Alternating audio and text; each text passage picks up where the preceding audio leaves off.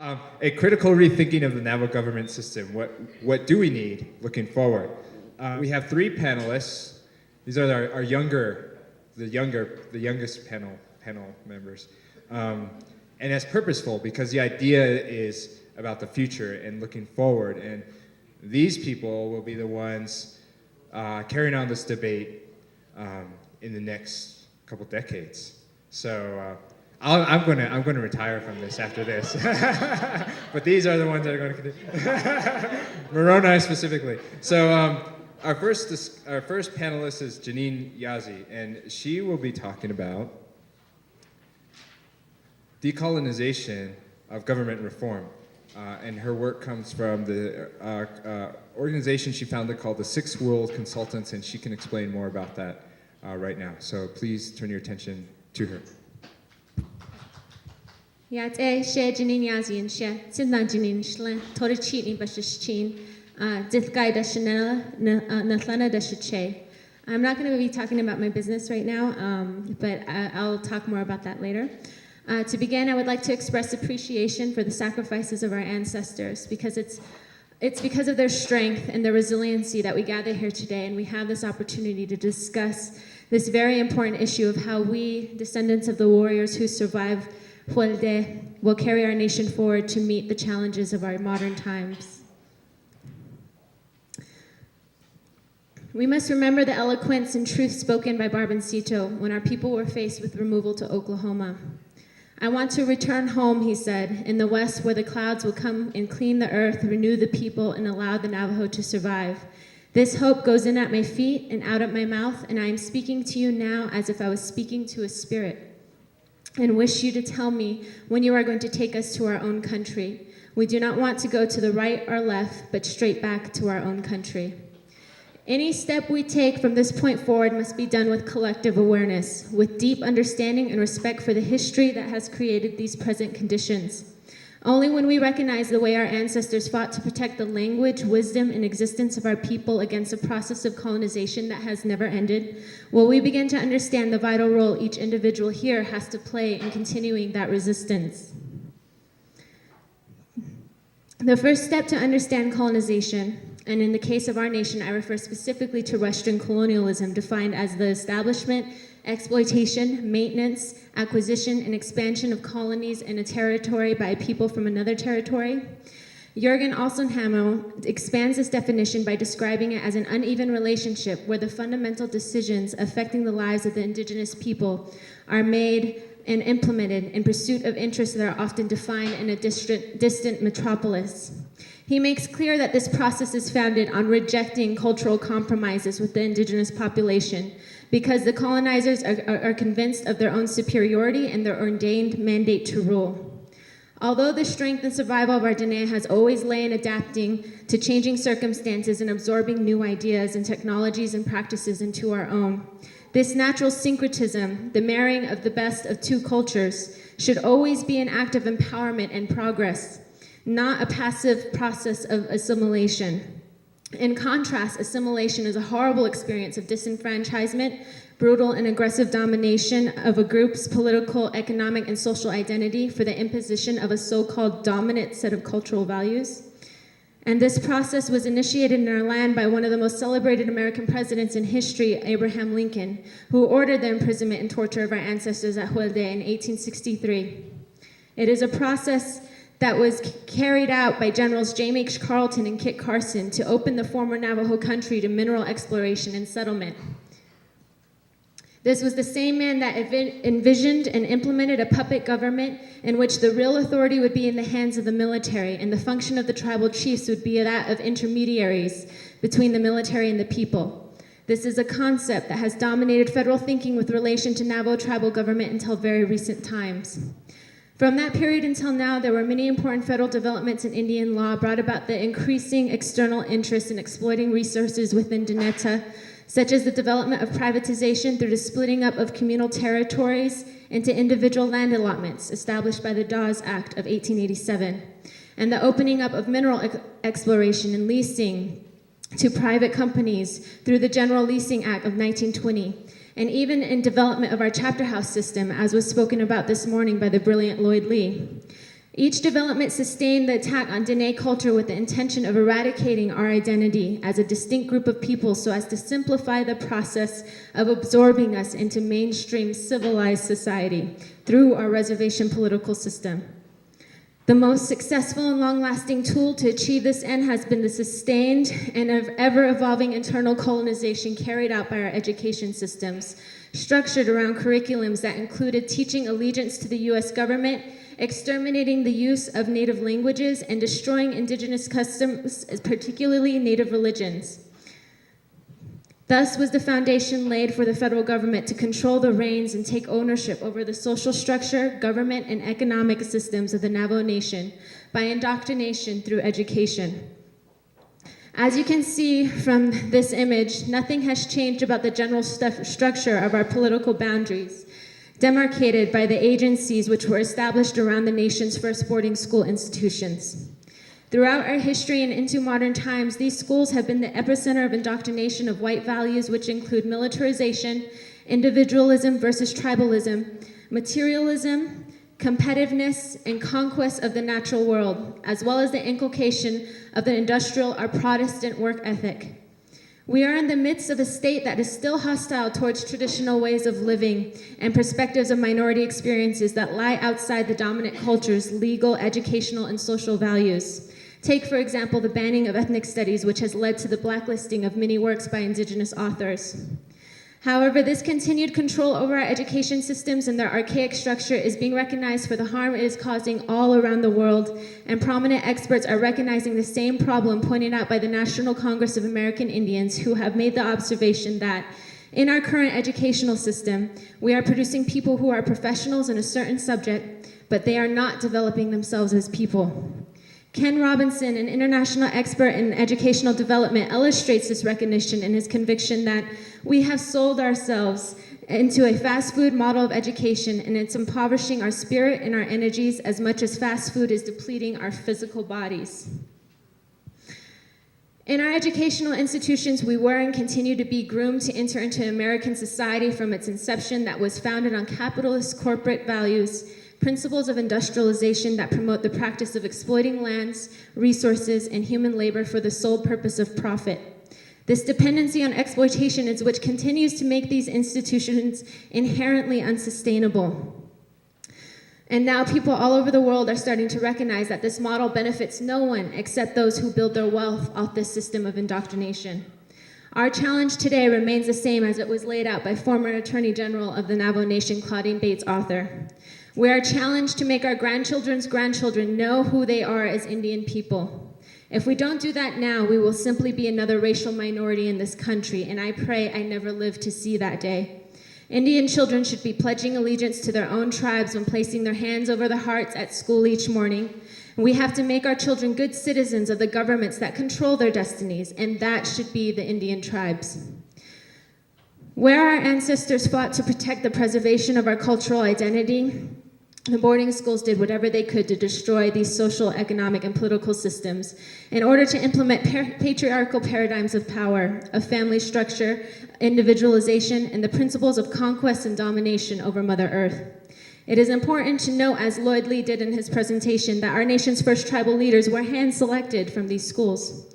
If anyone remembers the eloquent presentation to the Senate by John Kyle in February when he introduced SB 2109, then they will recognize that we have reached a point in this colonial history, poignantly stated by Aaron Huey in his TED Talk, America's Native Prisoners of War, where the outsiders believe that the last chapter in any successful genocide is the one in which the oppressor can remove their hands and say, "My God, what are those people doing to themselves? They're killing each other. They're killing themselves while we watch them die." This is how we came to own the United States. This is the legacy of Manifest Destiny. When we examine current economic development initiatives within this framework, we see a legacy of internalized colonization. Internal colonization is a process in which wealth is produced for the benefit of those areas most closely associated with the state, usually the capital area, where the members of internal colonies are distinguished as different by cultural variables such as ethnicity, language, and religion, and they are excluded from prestigious social and political positions which are dominated by members of the metropolis. This process is deeply rooted in modern issues such as the Confluence development, the Sacred Peaks issue, the Navajo Hopi land dispute, the Little Colorado River water rights settlement, and even in casino development. Projects in which our cultural values, wisdom, and philosophies are compromised in the drive for profit schemes designed for us by outside interests, who then sell them to us, packaged in promises to bring progress, employment, and entertainment to the reservation based on American concepts of modernity. Understandably, the effects of this form of colonization is not restricted to the political and educational spheres of our reservation institutions, but it has plagued our social institutions as well. Dr. Toledo Benally, who works with the Boarding School Healing Project, has stated that a definition or result of internalized oppression is shame and the disowning of our individual and cultural reality. Without internalized oppression, we would not now have previously unseen levels of violence, especially against women and children. The legacy of gender inequality shows in the lack of gender balance within our positions of leadership on our reservation. This shows that colonization policies continue to serve the purpose of distorting, appropriating, and manipulating our cultural heritage to serve the patriarchal American capitalist corporate model of societal development. This transformation is manifested as a shift in our culture and society from that of matrilineal heritage, from earth-based ideology and science, and from communal self-sufficiency towards patriarchal paradigms of power and unsustainable economic development. To understand what type of government reform is necessary to move our nation into the future with the real potential to restore our natural lands and resources, to empower our communities, to revitalize and revolutionize our communal ways of living while fostering self-sufficiency, we must all recognize the existence of internal colonization practices and how these models of development continue to disenfranchise our communities of their own power and compromise the prosperity of future generations. Healing from the effects of violence brought onto our people throughout our history and the intergenerational trauma that has crippled our communities is vital. As Dr. Toledo Benally says, this healing must come from our own people, from ourselves as Native people, because now it is possible that we as Native people have better answers. And we need a government that encourages this healing in all aspects of development by promoting community empowerment and revitalization of traditional epistemologies that teach what it means to establish a respectful relationship with the sacred that dwells within ourselves, within our families, and within our communities. We need a government that makes it its priority to restore Hojong. Herbert John Benally describes this process as balancing all four categories of Navajo knowledge so that the individual will have sound beliefs and values to make the best possible decisions. We will possess skill to provide the best living for the family and provide good leadership to the family and community, and will have a reverence for the earth and for all living things. This statement made by Cly Warrior in 1963 illustrates what is lacking in our modern policies of community development. Community development, he says, must be just what that word implies, community development. It cannot be packaged programs wheeled into Indian communities by outsiders, which Indians can buy, or once again brand themselves as unprogressive if they do not cooperate. Even the best outside programs suffer from one very large defect. If the program falters, helpful outsiders too often step in to smooth over the rough spots. At that point, any program ceases to belong to the people involved and ceases to be a learning experience for them. A better program is built upon the failure of an old program, and that is the path of progress. But to achieve this experience, competence, worthiness, sense of achievement, and the resulted material prosperity, Indians must have the responsibility in the ultimate sense of the word. And I do not mean fictional responsibility and democracy of passive consumers of programs which emanate from and whose responsibility for success rests in the hands of outsiders, be they federal administrators or local white elites. The real solution to poverty is encouraging the competence of the community as a whole. We cannot move forward with the hope of preserving who we are as Dene people without critically examining the ways in which we all are actively participating in a system that continues to work towards the eradication of the values, culture, and communities that our ancestors fought so desperately to protect. Today, relocation is not being brought upon us by military operations, but by gross unemployment and poverty, pollution of our environment from mining operations, and increased drought by climate change. Open acts of genocide have transformed into subversive and insidious policies of Eurocentric indoctrination and programs of modernization based on unsustainable capitalist American values. Starvation as a tool of war has transformed into food insecurity through the creation of food deserts and ration-based diets high in sugar, fat, and starch.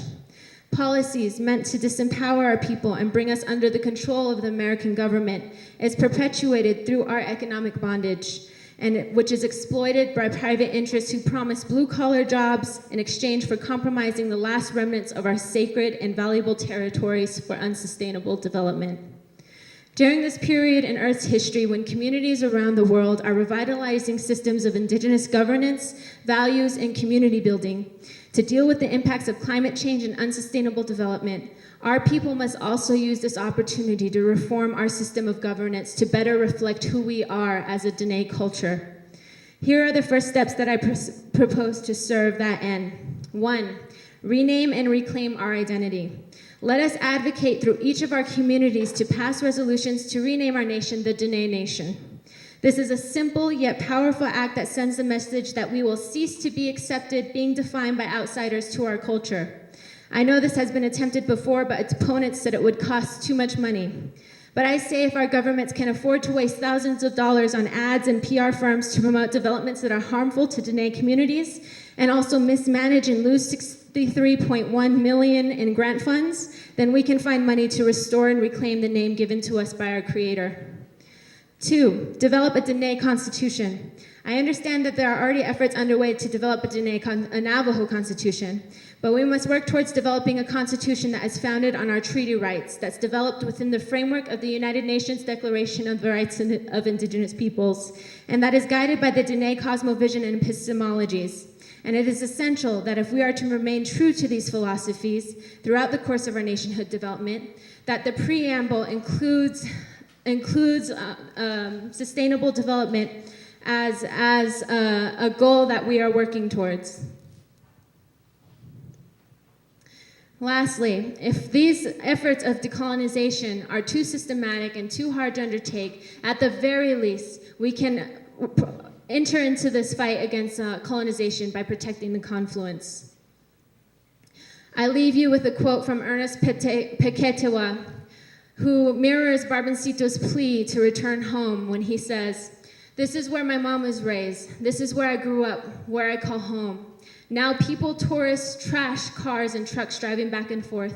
Street lights will be dotting the already perfect landscape. The beautiful night sky will no longer be as quiet or as dark or as beautiful. My own piece of paradise. Now all I can think is that greedy white men and the corrupt officials that are supposed to be protecting our people and land are getting their hands on it to make money that the people in the area will never get. That the money made won't go to the families that are having their paradise ruined. All I see are greedy white men and our empty-souled politicians with money filling their pockets. I want my home to stay a peaceful paradise. These words and tears that I have cannot express my disappointment and fear. I love my people and land. Save the confluence. Save my home." And in the words of Barboncito, this hope enters at my feet and comes out my mouth. Decolonize our minds, decolonize our communities, and let's establish a true Dene sovereignty. Thank you.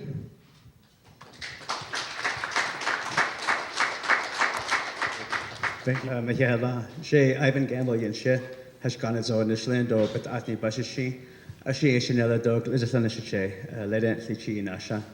A 4.5-hour drive to get here from the Chi. It's a little bit far, so got to leave at 3 o'clock this morning, and I don't need the PowerPoint presentation because I'm just going to tell a couple of stories. I get a lot of questions on why I've been doing this for the last 6 years. And quite honestly, one of those folks is in this room right now. I want to say thanks to Professor Iverson, one of the greatest teachers at ASU at the Diploma Factory. One of the few lecturers I actually remember. So I appreciate that, sir, for all you did for us back then. Help us with our critical thinking. Two of the stories I want to tell, one of them, I don't want to talk too much about history, but I want to tell you a story that my Che told me. And he learned this as a little boy with his Che in Shiprock back in the day. The Indian Reorganization Act had been passed by the Congress, and cookie-cutter constitutions were be given to tribes across the land. You had the first great fight between Navajo leaders, Mr. Dodge and Mr. Morgan were fighting, and there was one faction that wanted to accept the IRA and the money that came with it, and another group that didn't want it. Jacob Morgan, fiery preacher, self-taught lawyer, interesting man in his own right, he jumped on a train in Gallup, went to DC, walked into the Secretary of Interior's office, grabbed the cigar out of his mouth, threw it on the ground, stepped on it, and said, "That's what I think of your IRA Constitution." And without another word, he went back out, jumped on his train, and went back home. And he got back to Shiprock, and underneath a tree there in the old way, everybody got together and talked about what to do about this Constitution. And Mr. Dodge and a highly intellectual group of people that he worked with were giving an impassioned speech on why we needed the IRA Constitution. Why was this important? And Mr. Morgan came up, and very, very simple argument he gave to the people. He said, okay, let's sit here, we all have different opinions, we all have different beliefs. Let's do something with these beliefs. Let's build 2 fires, and we'll create 2 big fires over here, and we'll put 2 pots with boiling water on both of them. In one of them, we'll cut up some fine meat, some nice mutton, some potatoes, carrots, make a fine stew, and we'll use that to feed the people here. And the other one, we'll take your IRA Constitution, chop that up and throw it into it, and let's see which one feeds the people. And in that simple and very elegant argument, he was able to convince the people that the IRA was poor. And he was absolutely right. It was a cookie cutter model that was developed by greedy politicians in DC along with their interests in natural resources. And we were blessed to be saved from the IRA. You look at all the tribes that took these IRA constitutions, and they're having a very hard time to this day. Now, smash cut up to why I'm up here right now. I had a period of time when I was going to school in British Columbia, freezing to death up there. I had natives up there making fun of me because I'd be wearing long johns all the time. And I tell them, you guys try running in 100 degrees, let's see how you do. You know, it's cold up here, I don't see the sun. And so a great group of my Hopi friends asked me to do a run with them to Mexico City. So we started in Tuba City and ended up in Mexico City, and I jumped on the chance definitely because 1, it was warm and it got me out of school, and 2, because I felt that it was important to learn something there. And as I did this run, we prayed for rain and peace along the way. And rather than talk about it, we did it. And along that run, we met tribes at 18 different pueblos to the Rio Grande, and then along the old Pueblo route to Mexico City. I met traditional leaders, tribal leaders at every single one of these junctions. Everybody knew who a Navajo was. Almost all of them didn't know what a Hopi was. And as we got to Mexico City, I met the Secretary General of the United Nations at this event. We actually ditched the dinner we were supposed to have with the guy to go do a ceremony with these really, really poor Indians in a place called Acapulco, not Acapulco, but Acapulco. And along the way, at these different pueblos along the way, I saw cultures disappearing, people disappearing. And if you saw how the Mexican government oppresses the traditional peoples in those communities, you would have no qualms with how problematic the US government could be. And I saw a vision of the future of what could happen to us if we were not careful. And so, I don't know, I hate to, it sounds magnanimous to call it a vision, but I resolved at that point not to allow this to happen to my people. And when the Secretary General said Ya'at to me, and all I could say was bonjour because he was Ghanaian, and I know that this is about as close as I get to Ghanaian with him, I made that my point in coming home. And so my pops told me, stop talking about it, stop complaining, and go do something about it. So using that knowledge I learned in that run, and by the way, every place we went to, it rained. Every place along that run, 4 days after we left, it rained. And in the middle of Mexico City, in a ceremony with thousands of people watching, this gigantic, massive golden eagle came flying over the people in the middle of the ceremony, circled 4 times and flew back off to the east. And there's a really cool documentary made by a guy by the name of Victor Messiasva that captured this whole thing. And it's called Patuwa Kwatsi, which is the Hopi word for water is life. So it was documented, this whole thing. And it taught me that sacrifice and dedication can actually create things. So I came home, my dad gave me some money, I took the rest of my life savings, dropped out of law school, smartest decision I ever made, and I started a 280-mile hike across Navajo, starting in my home in Lachii. carried 60 pounds on my back, went through different communities, educating people along the way. Most people had no clue what a constitution was. But I hung out in front of chapter houses, post office, talked to different people, educated them about why I believe we need this. And I don't have any answers. I want to make that loud and clear. I have no desire to write this Constitution. My job is merely a catalyst to create the ability for all of us to come together. And if you guys go onto the Facebook site, you'll see how our plan works there. We want all 110 chapters to participate, utilizing these great technologies that we all have around here, the internet and all these things, so we can all participate together. This is an incredible time to be alive. We have all these tools. And I look around this room, I see all these iPads, I see these iPhones. Nobody came on horseback, nobody walked here. We have to adapt, and we use these tools because that's what smart people do. We use the best of both these worlds, and we create a brighter future from that. So that's been my work. I walked 280 miles to educate people carrying this. Fell into quicksand a couple times, got attacked by a bobcat, and a couple of crazy gangsters in Pinyon. And that was the first part. And then the next year, I did a 480-mile bike ride, speaking at different colleges. Professor Hale's class was one of the fun times. Janene College, Fort Lewis, NAU, high schools along the way. I've spoken with international media about this thing, and nobody ever asked me to do it. I have not received a dime on this thing. I've put my own life's savings into this work because I know it's what we need. And the people have come on board. People think you can't change the world. Very simple thing. We started using MySpace to reach out to people.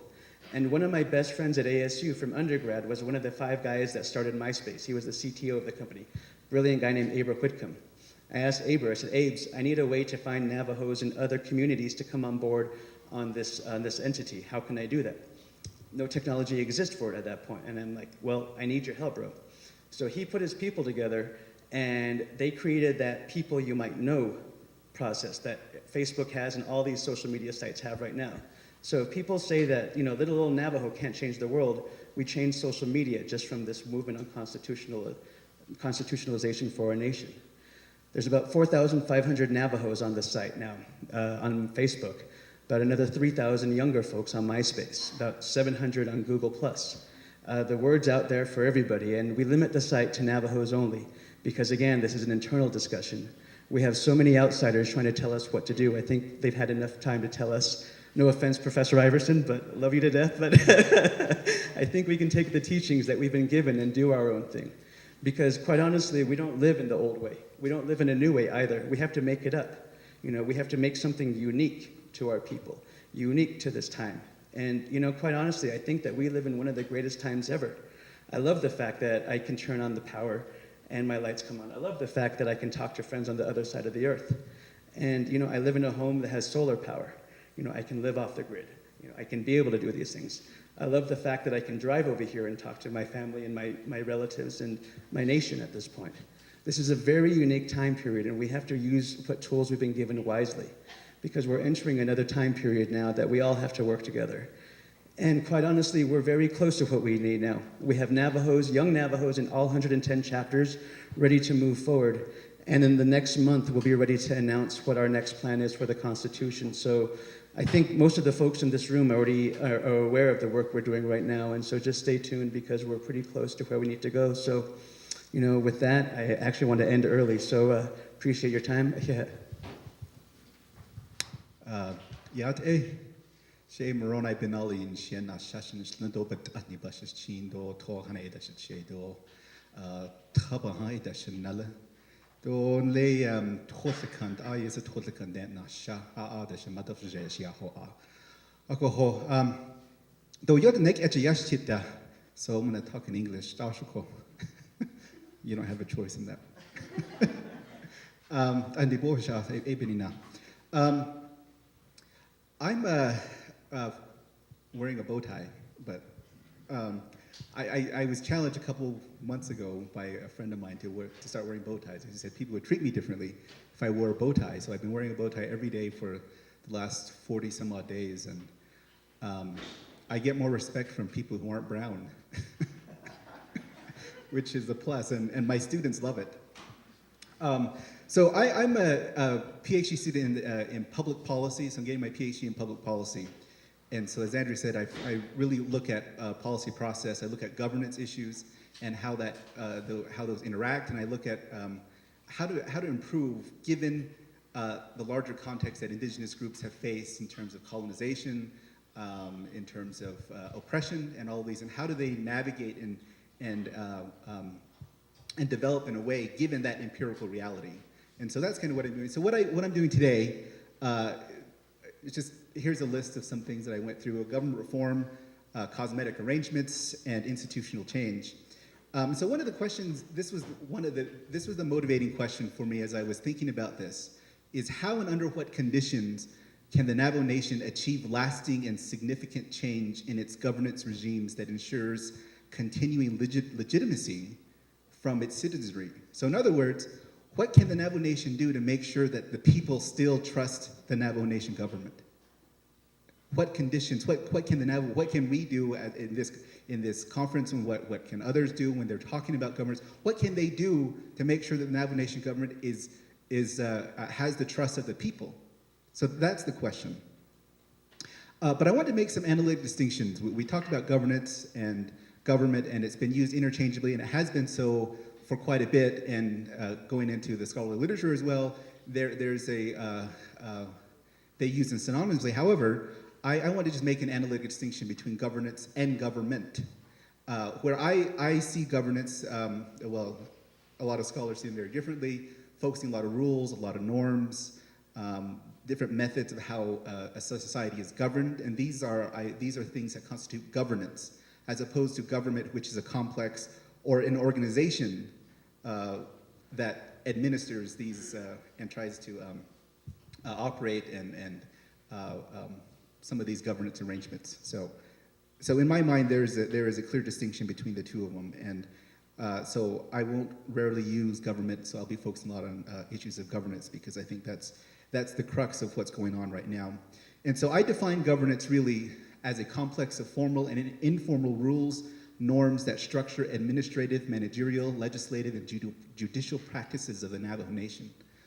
And so this enables us to cover a whole capacity of issues when we look at, as opposed to just government, because when we talk about government, we just start thinking of a 3-branch system, we start thinking of a chairman system, we start thinking of the need for a 25-member quorum at chapter houses, but those are systems of governance, but anyways, it's a long discussion, but this is good enough for right now, and I was in a time myself too, so I don't run out of time. But governance really are about a series of institutions, and so institutions are not necessarily organizations. So we talk about the Navajo Nation as an institution, but I'm using institution in a different way. I call institutions as formal and informal rules, norms, and practices that structure interactions between one or more individuals, groups, or organizations. And so there are a lot of informal rules and norms that we have. So for example, there is a norm for me as a Navajo individual to come up and introduce myself, say and tell you my clan. That is a norm, and that structures our interactions. So in that way, you can identify who I am, and how to relate to me. One of you probably say, "Oh, and something like that." And then there's that familial relationship that then structures our relationship after that. So that's the function of norms. And governance is really a complex of these norms, these formal and informal norms. And so you go into the council chambers and you see them doing all sorts of things. The way they talk to each other, sometimes even the way they point their lips at each other. At those specific times, those are specific norms that structure interactions between the council delegates. And those have become so entrenched in our government reform that when we start talking about government reform, we don't ever really think about those. We assume that they don't have any impact on government reform, but they do. And that's what this is what my presentation is really on, is really looking at these. So I talked about these Navajo institutions. Is one of them, these formal and informal rules, regulations of the Navajo Nation itself. So regulatory bodies, the Navajo Nation Telecommunications Regulatory Commission is one of them that comes out with a whole set of rules and regulations. And that's a set of institutions that governs how internet is supposed to be used on the Navajo Nation. It governs how how telephones are used. It governs where cell towers are placed. Then it even goes all the way down into your chapter communities when you're trying to have a chapter discussion about more cell phone service. They're there structuring your interaction with them. And so these are all sorts of institutions that play a big role in what we're doing. And the problem with institutions, so we talked a little bit about this, just the functions of norms, but they enhance social order, they pacify social and political struggles, they express value. So these are some things that institutions, norms do. But the big question, I think, that is posed to all of us, well, maybe just for me, is how do these institutions change? So how does the structure and procedure elements of the Navajo Nation committee systems change? How does the way the president of the Navajo Nation enacts or enforces laws, how does that change? How does the way that the president of the Navajo Nation, when he comes down to chapters and interacts with you at that chapter level, how does that change? And these are the questions. And so there are two major ways that these institutions change. So, for example, the policy-making process of how to get a bill all the way through the Navajo Nation system. So the bill gets proposed by some councilman, but we know that it starts way before that.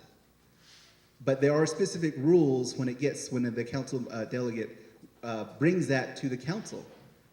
He's got X amount of days to present it, and it has to go to X amount of committees, and those committees then have rules about how to think about that, and then who they talk to as well. This is where these informal norms come in. So the chair of the committee may informally go to a set of informal advisors to talk about this, and we often may not know who those informal advisors are. They may be public relations people for the oil companies. They may be public relations or human resources for Peabody. But these are people, that would be a norm of these council delegates to do that, to consult with them, and we don't know that. But that's the thing that we're trying to get at, is like, and that's where these institutions become really problematic. It's like, how do we get there? Because when we try to change that system, it gets really hard to change because it's such an entrenched process. I remember one delegate I had, before he ran for office, he was making a very lucrative living. And I said, well, when you run to become a delegate, you're going to lose all of that income.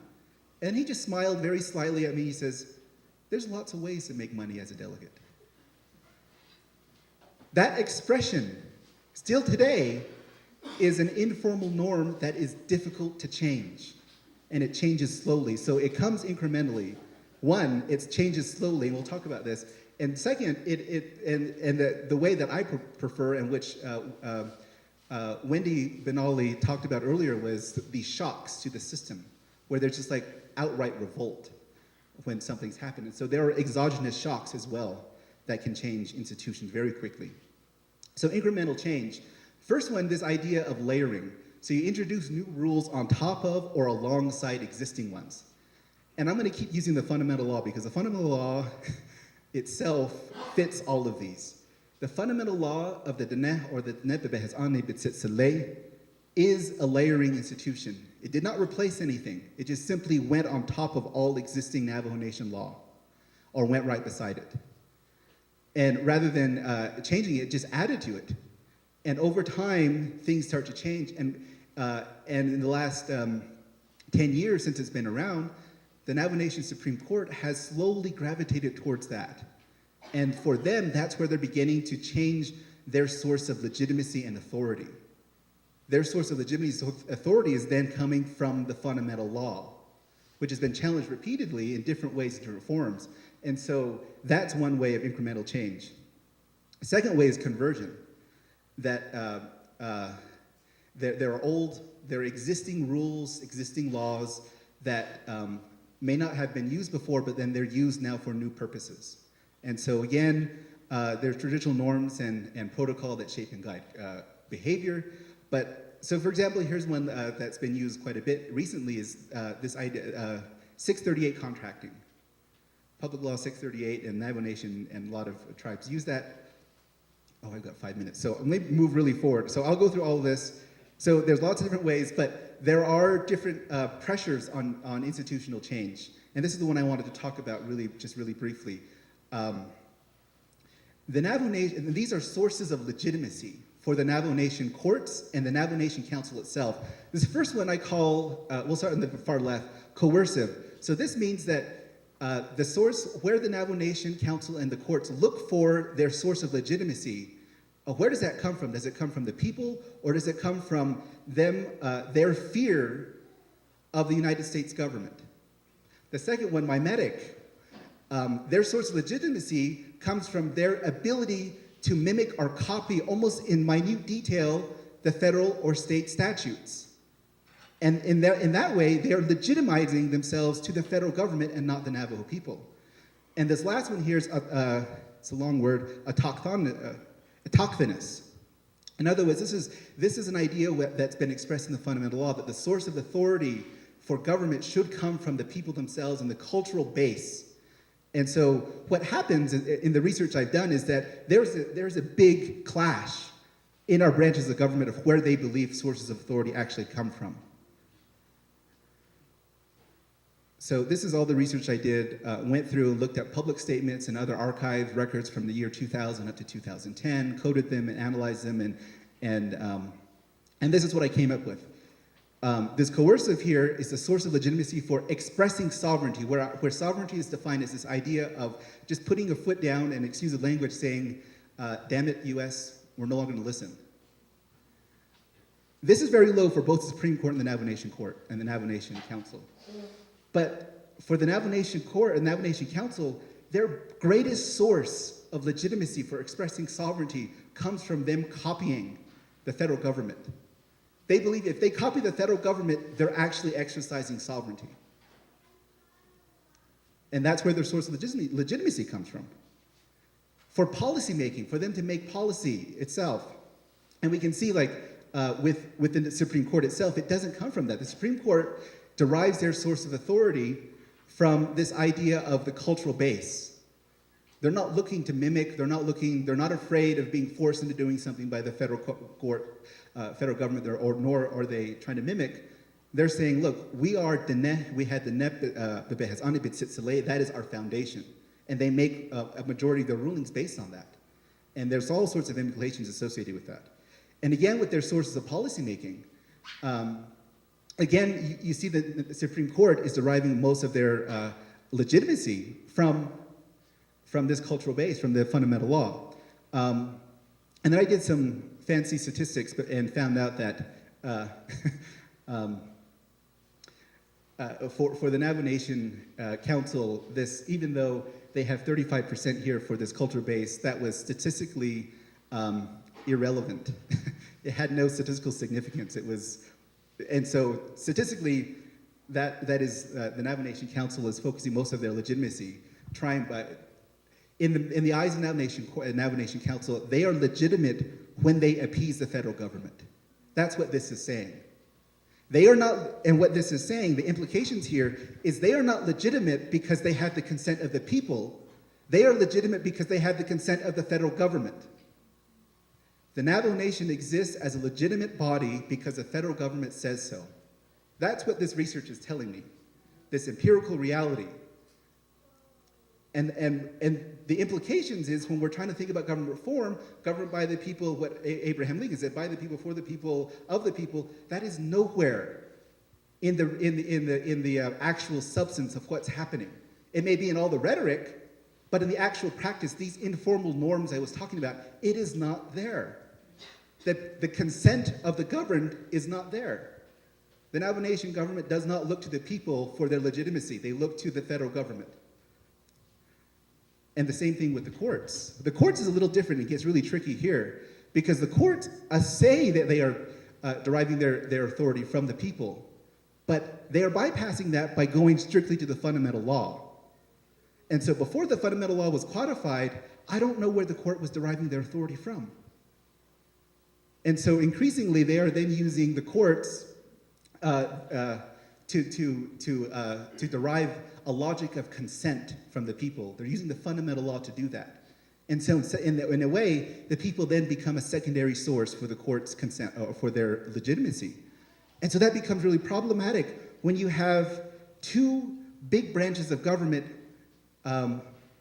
having different sources of authority, where their idea of where legitimacy comes from two different places. That becomes a big problem. And so there are these key issues here. There are different branches of government that have different sources of legitimacy. Both of them, I argue, fail to obtain the consent of the people. No matter what the rhetoric is, no matter what even Vice President Lee, when he was here, our Rex Jim this morning, even despite what he said, the informal practice, these informal norms and institutions suggest otherwise. This is the actual empirical reality of what's happening. Different sources to explain institutional change. And so a framework for change then is the most effective in our instance, in the current history of the Navajo Nation right now is, I believe, is a punctuated change. So there needs to be some really large shock to the Navajo Nation to alter the current institutional pathways. We can do incremental change, but we've been dealing with it for the last 20 years, and we're still here. We're still, running in circles. And so one of the things that I realize is that for a framework for change is that principles have to come before organizational rearrangements. I know when I worked at DPI, Net Policy Institute, with others, we came up with all these great plans of government reform, and as I look back and reflect on it now, I'm like, that is great, but all we did was we rearranged the furniture in this room. And then we called it government reform. We did not even think to ask if we were in the right room. And so right now, government reform is occurring in that way. We are talking about, oh, the couch should go over there now. But the couch doesn't work. It's hard. I can't sleep on it. But we assume that, and the people are in the other room. So we have to argue about these principles. Think about the principles themselves. What are Navajo notions of justice? A clearly articulated mandate from the people on their relationship to the government and the government's relationship to them. That is a key condition for change. And also on that is a clearly articulated relationship of what the Navajo Nation's relationship is to the federal government and the states in the federal government. That is a key condition, because if we saw from these sources of legitimacy, if we don't address this, that will continue to happen no matter what government arrangement we come up with. They're still going to seek that source of legitimacy from the federal government or from someplace else. Again, clearly articulated mechanisms of Navajo governance have to reflect the empirical reality and the actual context, the present context. We talk a lot about these Navajo notions, and they're wonderful, they're powerful, they're loaded, they're beautiful. But then my mind says, but how can that actually work when we think about the empirical reality? And that has not been clearly articulated either. And so theories of representation, what does that mean in Navajo? What does that look like? What are theories of accountability? We all talk about that. We had great discussions that they popped up, all these words popped up, but my mind's thinking, what does that actually look like in Navajo? Break that down for us. What is the process of accountability in Navajo? What does that look like? Because doing so will help us get to that first one here of the mandate of the people, helping them to understand their relationship to the government and the government's relationship to them. And so, I can go on with this, but anyways, that's an unfinished diagram. But so this is my presentation. Thank you. I'm sorry for it took so long.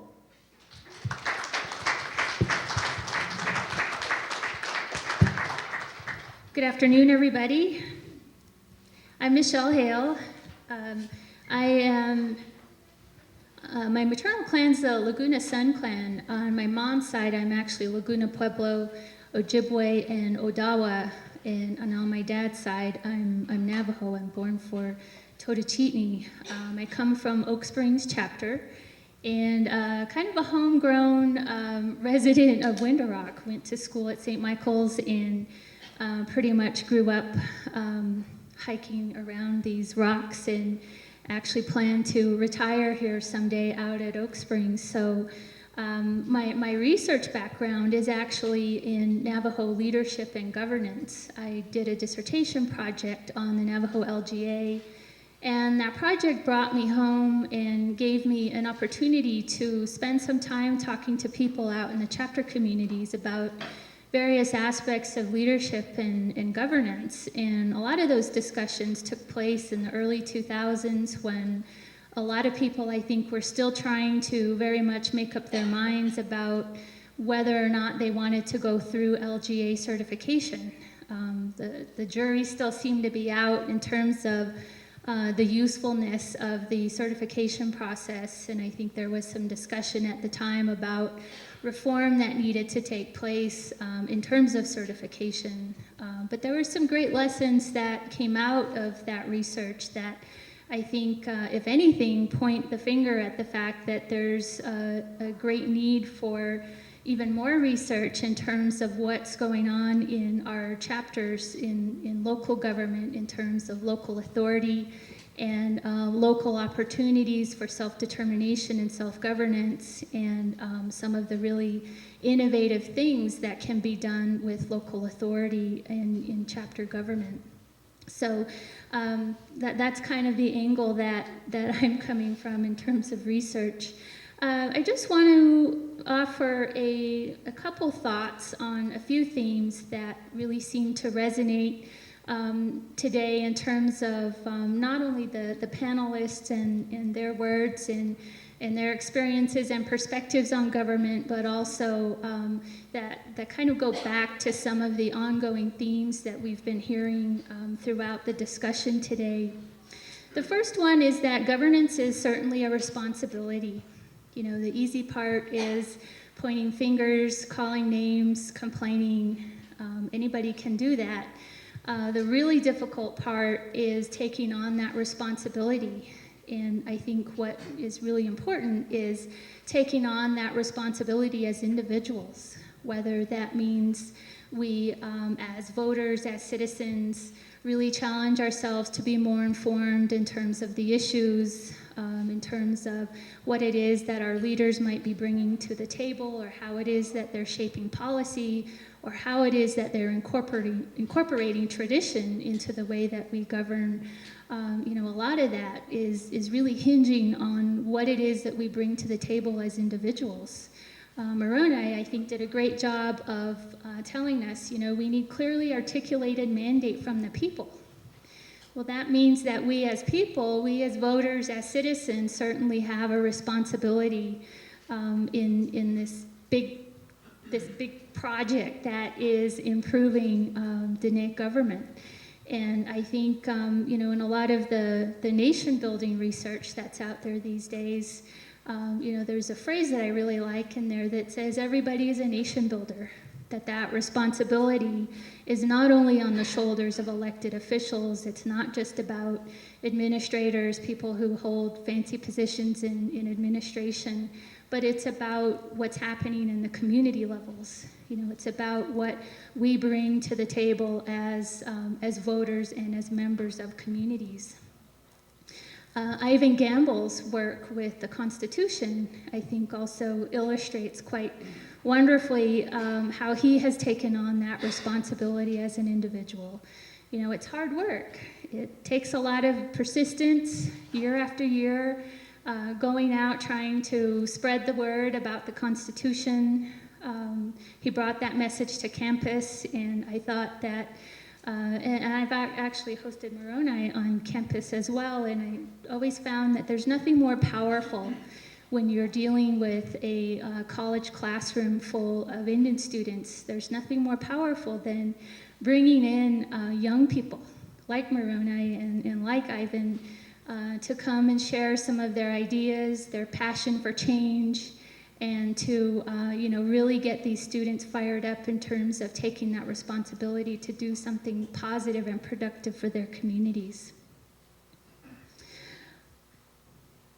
Another theme that I think is worth a comment here is that reform requires courage. And I think we as the Navajo Nation certainly have that courage. Other indigenous communities across the United States and in Canada have undergone change. There's been call for reform, and I think we've been very fortunate here that we've been able to take on that reform. We've been able to change and still, be able to maintain a relative sense of stability while we go through that change. There are a lot of communities out there who have not been able to do that. There's been disruption in terms of service provision. Government has been closed. People have been fired from their jobs.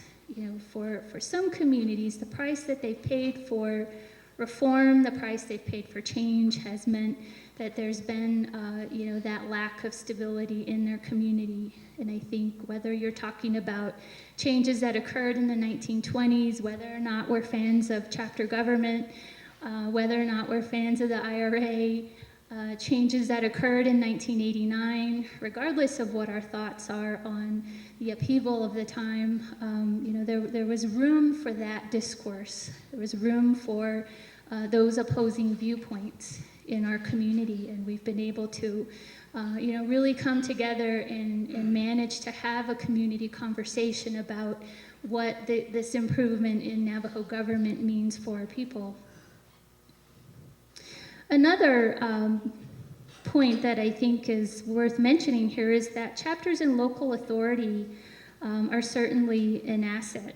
And that was something that Winona Benally Baldenegro talked about today that I think really resonates with some of the research I've done, in that we need to remember to truly value the work and the ideas that happen to be coming out of chapter government.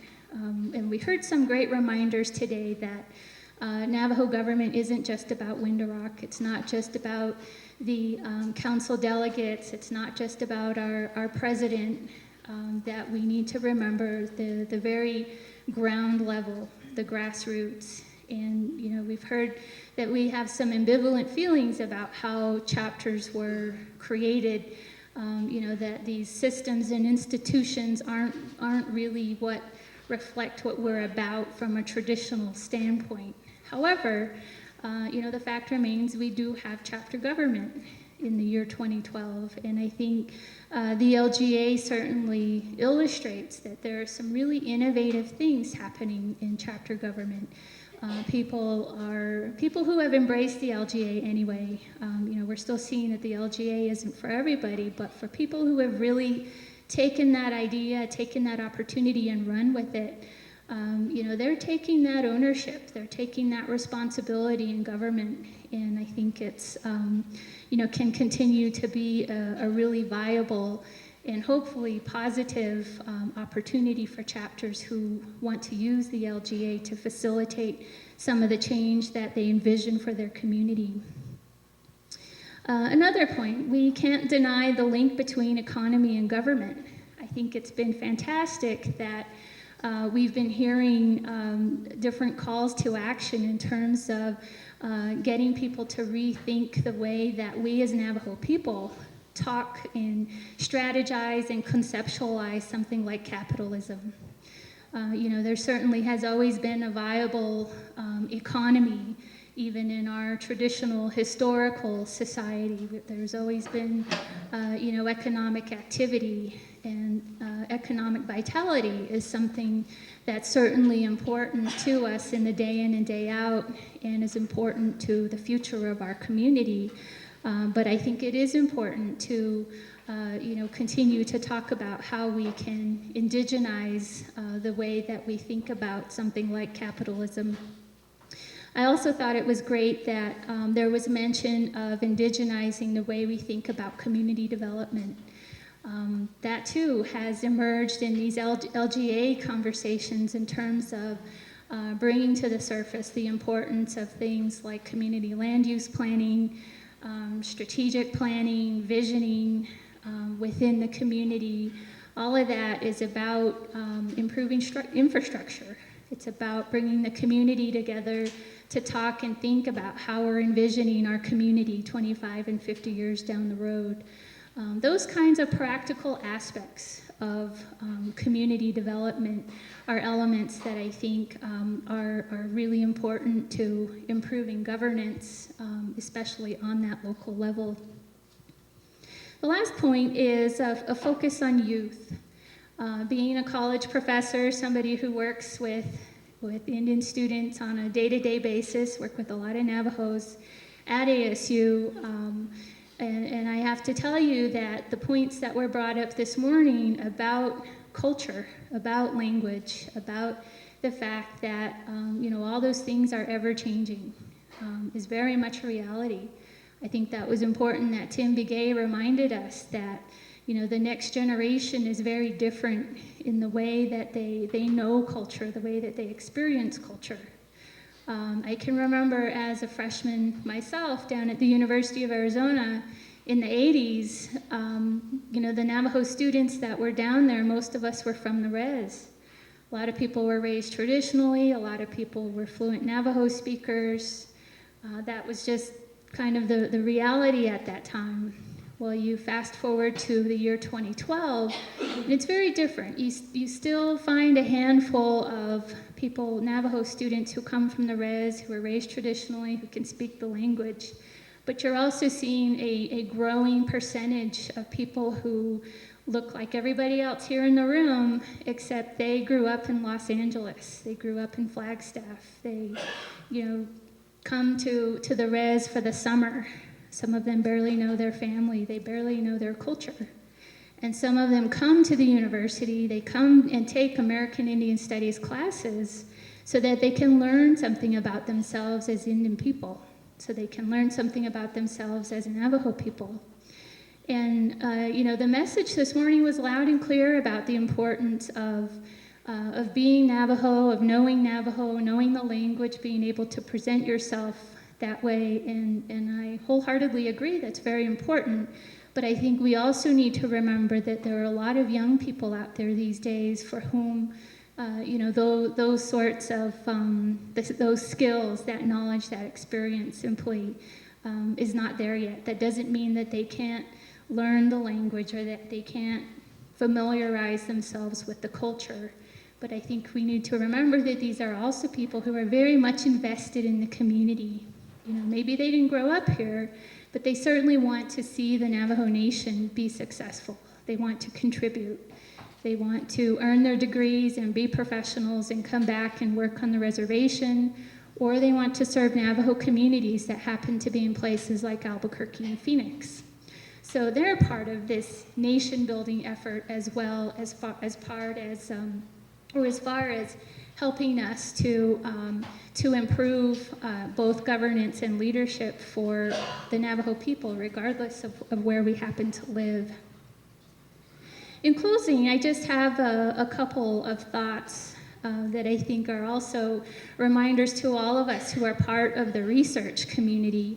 One of them has to do with decolonization. Our first panelist today had a slide up that said understanding colonization. I think what we really need in our ongoing discussion about decolonization is not only a slide, but a conversation about understanding decolonization. There's a lot of talk in the literature about decolonizing your mind, decolonizing the canon, decolonizing research methodologies, but I thought that Milton Bluehouse Jr. this morning brought up a great point when he asked Dr. Lee about, how do we do that?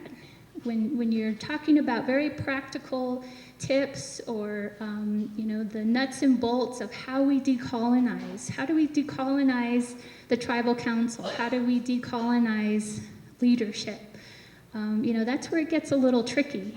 And I think we still, as scholars, as researchers, I think we still kind of struggle with the very specifics of how we do that in specific tribal communities. Because decolonization here at Navajo could be very different from what it looks like at Hopi or Laguna Pueblo or San Carlos Apache or wherever. All of that is going to be specific for those different communities. The second one is about nation building. I actually studied nation building under Steve Cornell, who many of you probably have heard of. Cornell and Colt did the nation building work as part of the Harvard Project on Indian Economic Development. Big research came out in the 1990s. They've done a lot of writing, lots of publications. They do executive education. and curriculum work on nation building. But I've always thought that would be really cool to very much take it from the grassroots level. I thought that was great to see today some people talking about some of those same principles of nation building, but very much from the Navajo perspective. Putting it out there in Navajo language, putting it out there from a Navajo traditional point of view. That sort of bottom up, if you will, that grassroots, very culturally grounded way of thinking about nation building is something that I think we continue to need in the community and especially in the research circles. The third piece of, or the third call of action, I think, for researchers is to write the book. When you think about the little gift shop over the way there, why aren't there 30, 40, 50 books there on Navajo government written by Navajo people? And that's not meant to be at all disrespectful to Dr. Iverson or Dave Wilkins or anybody else who's not Navajo, who's written about our history, written about our culture and our people. There is a growing number of Navajo scholars out there, and this is even a call to action that I need to hold myself accountable to. I need to be producing more research as well. But I think that can only, if we can continue to produce that can only strengthen what we're putting out there in terms of ideas, in terms of new models and ways of thinking about the way that we do leadership and governance.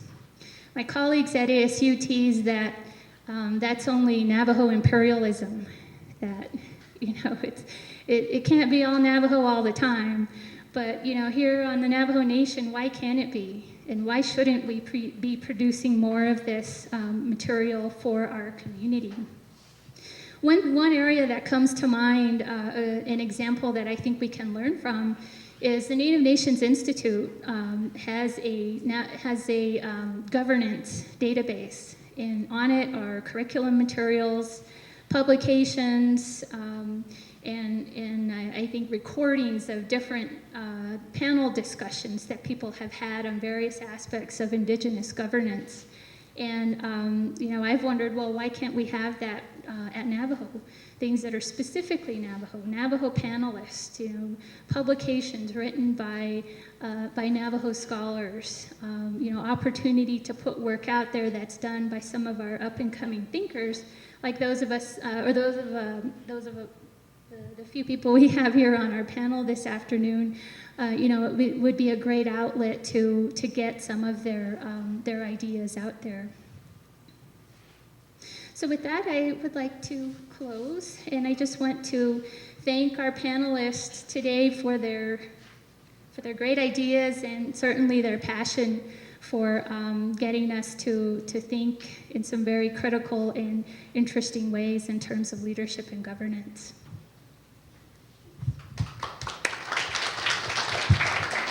Thank you, Professor Hale, and thank you, panelists and participants, for sticking out through this conference for the whole day, sticking through this conference for the whole day. Before we go into the questions, I would like to thank the members of the Office on Navajo Government Development who helped to organize and facilitate this event. Caleb Roanhorse is our director, and there's Patsy Yazzie. She works in the office and does everything for us, and then also Vicki Lee in the back does everything else, because there's everything times two. So if we can give them a round of applause for their work, that'd be great.